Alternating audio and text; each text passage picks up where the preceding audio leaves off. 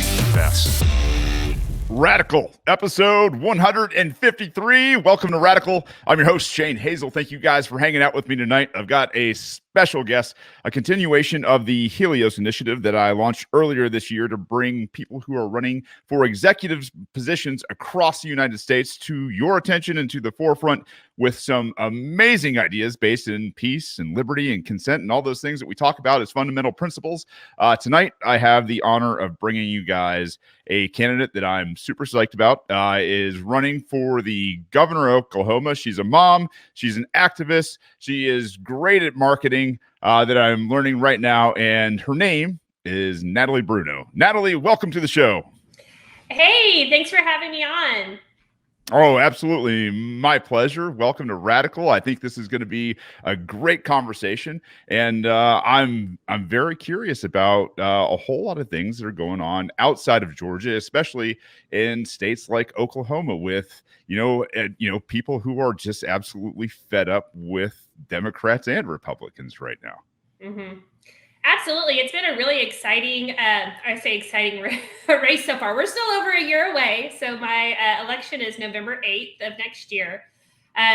So obviously I'm doing some, early marketing of myself, but it's been really breathtaking on how receptive people have been. So obviously I'm in a very red state, and I anticipated a certain level, obviously, of pushback and, shit talking, for a lack of a better way to verbalize that, but people have been overwhelmingly receptive. And especially in our state, we have a lot of inter-party fighting going on within specifically the Republican Party. And people are really fed up. They are tired of everything that's going on. And really, a lot of people don't realize the way that our state is set up, we should already be a gold state. We have gambling, we have medical marijuana, we're pro-gun, like so many of the things here. Like I would be shocked if, 70% of our state were really libertarian and they just didn't know it. Oh, it's that terrible self-defeating, victimized mentality where they say, well, nobody's going to vote for them, so they can't win kind of deal, right? And you're just sitting there going like, guys, this might actually be the time that you guys can put away some differences. We can kind of get back to basics and really kind of unify quote unquote, the tribes, right? Like, you guys talk about tribes a little differently than we talk about tribes down here in Georgia, because you guys actually still have some tribes in Oklahoma. It's actually part of your platform. So I kind of wanted to hit on that as a little segue. You're talking about getting the feds out of the tribes and their lands and their society. And I think that's important for people to understand, because I think it's very akin to the whole Israel and Palestinian conflict. Mm-hmm. So it's more of a state issue really than anything. So unfortunately, the current Governor Stitt, has been fighting the tribes tooth and nail about things that are very, very clearly through the Supreme Court been given to them. The state has been acting against the acts that were already in place. So a lot of people have heard of McGirt versus Oklahoma. So just to kind of fill everybody in on what that is. Essentially what happened was there was a Native American who had committed a pretty heinous crime on what he felt was Native American land. And so he was already sentenced by the state of Oklahoma, but his really pretty brilliant attorney came back around and was like, no, actually, according to all of the, acts and everything that were put in place, this is still tribal land and a reservation. So you guys had no right to prosecute him. He had to be prosecuted either by the state courts or by the federal court. And so they brought it to the Supreme Court and were like, okay, so is this true? Is it not true?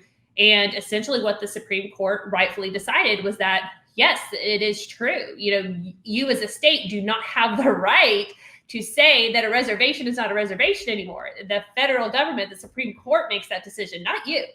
And so it was really kind of a needed slap in their face to realize that there are repercussions for overstepping. And unfortunately, Governor Stitt has been trying to push back on it. They're trying to take it back to the Supreme Court and fight it. And they're trying to make the tribes look like the bad guys in this. Oh, well, because of this, we're going to have all of these cases that are going to have to be retried, and all these people are going to be let free. And we're like, no, yes, some of them will need to be retried, even though they came back and said that they weren't going to make it retroactive. But the problem is, hey, don't try to put it on the tribes because you guys broke the rules, and it ended up putting the state in a predicament.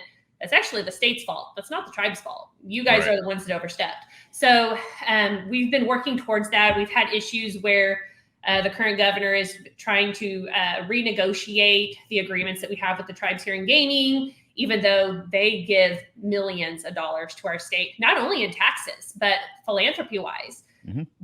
Our education system is horrible here, and they've donated so much money, and it's been a real slap in the face. And so for myself, being so supportive of the tribes, I used to work for the tribes. I'm just sitting back and like, you're digging yourself a grave here, buddy. And a lot of the state feels the same way.